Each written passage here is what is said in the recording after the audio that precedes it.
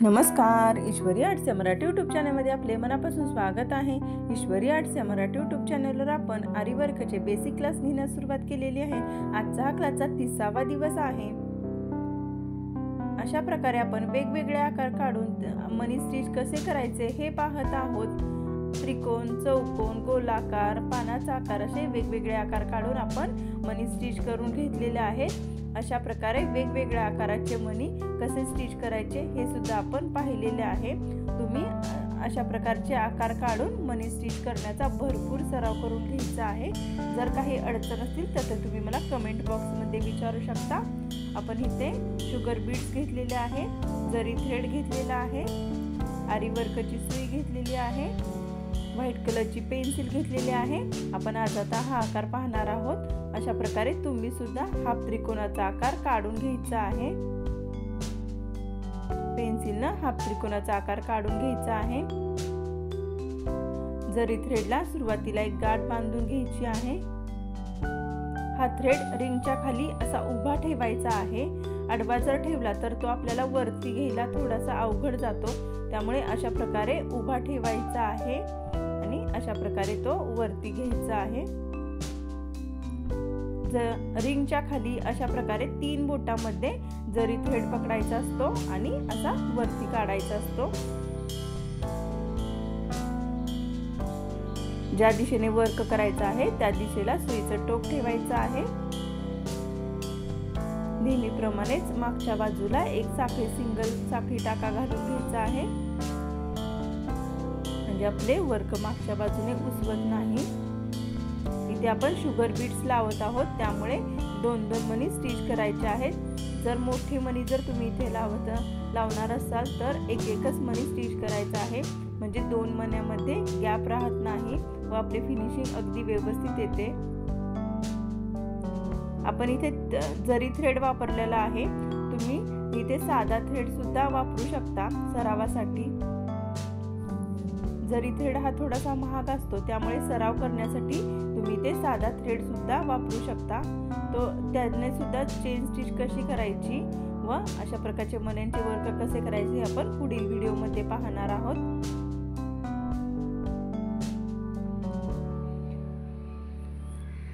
इथे आपण एक कॉर्नर तयार करून घेणार आहोत।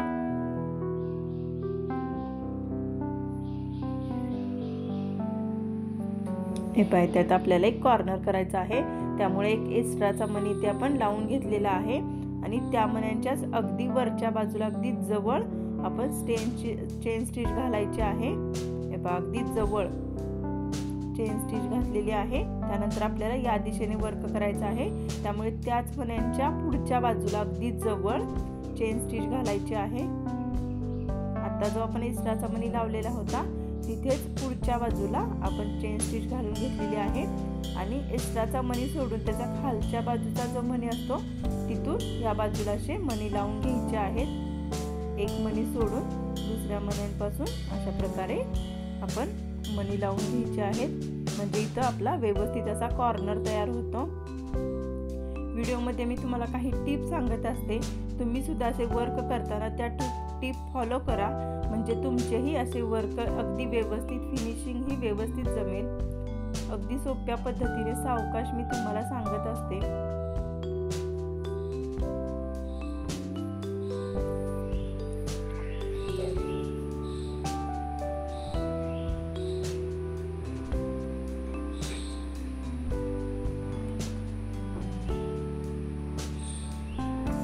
इथे सुद्धा आपण एक कॉर्नर तयार करून घेणार आहोत। त्यासाठी एक एक्स्ट्राचा मनी लावून घ्यायचा आहे वरच्या बाजूला।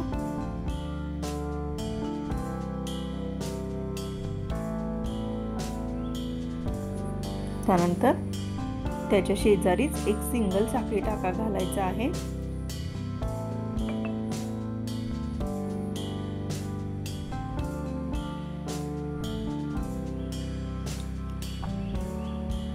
पहा, एक मनी सोडून खालच्या बाजूने या दिशेने आपण मनी लावून घेणार आहोत। आपल्या चॅनेलवर मॅट रांगोळीचे पण व्हिडिओ आहेत. तुम्हाला जर मॅट रांगोळीचे व्हिडिओ पाहायचे असतील तर तुम्ही मला कमेंट बॉक्समध्ये येस म्हणून सांगा, म्हणजे मी मॅट रांगोळीचे व्हिडिओ करायला चालू करेल. आरी वर्क बरोबरच तेही तुम्हाला अगदी डिटेलमध्ये शिकवले जाईल.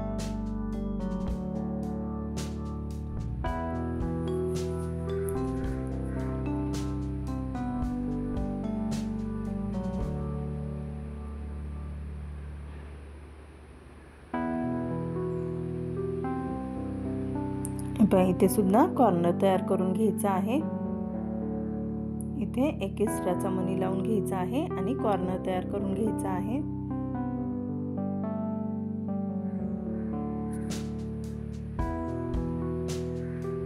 त्यानंतर या बाजूने आपण मणी लावून घेणार आहोत.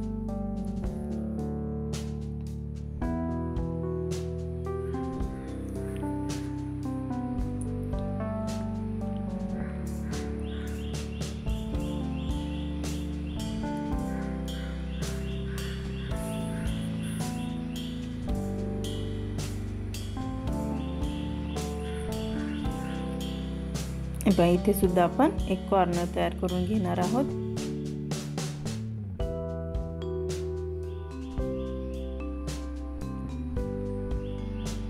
वरच्या बाजूला एक सिंगल साखळी टाका घालायचा आहे. त्यानंतर त्याच मण्यांच्या खालच्या बाजूला अगदी जवळ सिंगल साखळी टाका घालायचा आहे. एक मणी सोडून आपण खालच्या बाजूने मणी लावून घ्यायचे आहेत. अगदी जवळ जवळ असे आपण स्टिच करत आहोत मणी. दोन मण्यांमध्ये गॅप ठेवायचा नाहीये, म्हणजे फिनिशिंग अगदी व्यवस्थित येते व आपला आकारही अगदी छान दिसतो.